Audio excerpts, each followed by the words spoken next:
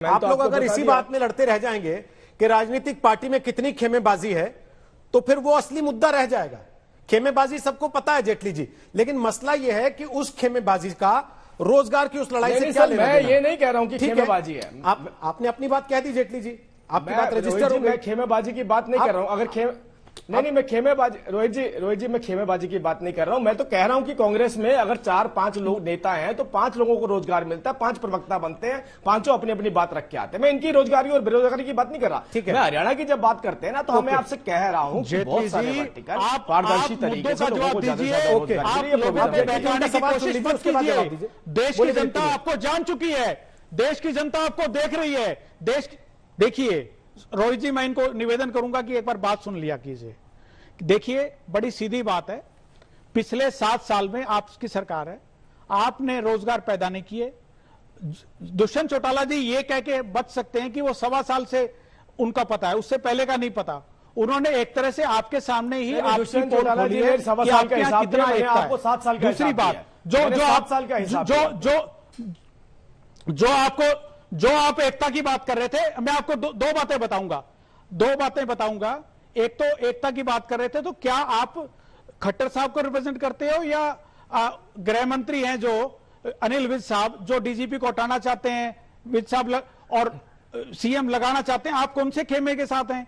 आप राजपाल किसके साथ हैं? आप प्रधानमंत्री के साथ हैं या आप आडवाणी जी के साथ हैं? मुझे ये भी बता दीजिए। आप किसी के साथ नहीं है, आप सिर्फ अपने साथ हैं, आप सिर्फ अपने साथ हैं। देखिए मैं आपको बता रहा हूं, मुद्दों पे बात कीजिए, मुद्दों पे बात करेंगे। देश की जनता आपको देख रही है। आपने जो कहा कि सब लोग खुश हैं, वो कोई और ही देश होगा जिसमें सब लोग खुश होंगे। आज के दिन बेरोजगारी चरम सीमा पर है, महंगाई चरम सीमा पर है। आज के दिन CNG, PNG, LPG, diesel, petrol सब आसमान छू रहे हैं, और आप लोगों को देश का ध्यान लेफ्ट राइट में बांटना चाहते हैं। जो ये बात कही, आपने हुड्डा साहब का नाम लिया था, तो मैंने आपको हुड्डा साहब का बता दिया। उन्होंने कहा है कि सेक्शन 5 के अंदर, सेक्शन 5 ये जो है सीधा रास्ता देता है, और इसके बाद इस एक्ट का कोई मीनिंग नहीं है। पुनिया जी, जो आप बातें क्या करते मैं हैं, ये समझूं, सिर्फ और सिर्फ आप भटकाना जानते हैं। क्या मैं ये समझूं जानते कि हरियाणा में कांग्रेस स्थानीय लोगों को 75% आरक्षण प्राइवेट नौकरी में देने के खिलाफ है? नहीं, बिल्कुल खिलाफ नहीं है। नो, तो फिर किधर हम बिल्कुल खिलाफ नहीं है।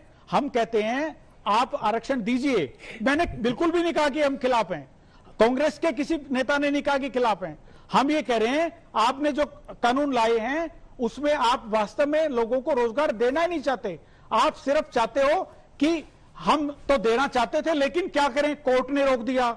हम क्या करें, कांग्रेस ने रोक दिया। हम क्या करें, सीआईआई ने रोक दिया। हम क्या करें, वो पीएचडी चैंबर ऑफ कॉमर्स ने रोक दिया।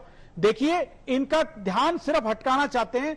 असली मुद्दा है लोग पेट्रोल, डीजल, एलपीजी, महंगाई, किसान समस्या। बहुत प्यारे व्यक्ति हैं, मजाक नहीं कर रहा मैं, इसीलिए हरियाणा का किसान, पंजाब का किसान, उत्तर प्रदेश का किसान लगातार 100 दिन से किसान जो है, बोलेंगे तो आप अपने खुद ही कंफ्यूज हो रहे हैं। आप कहना क्या चाहते हैं?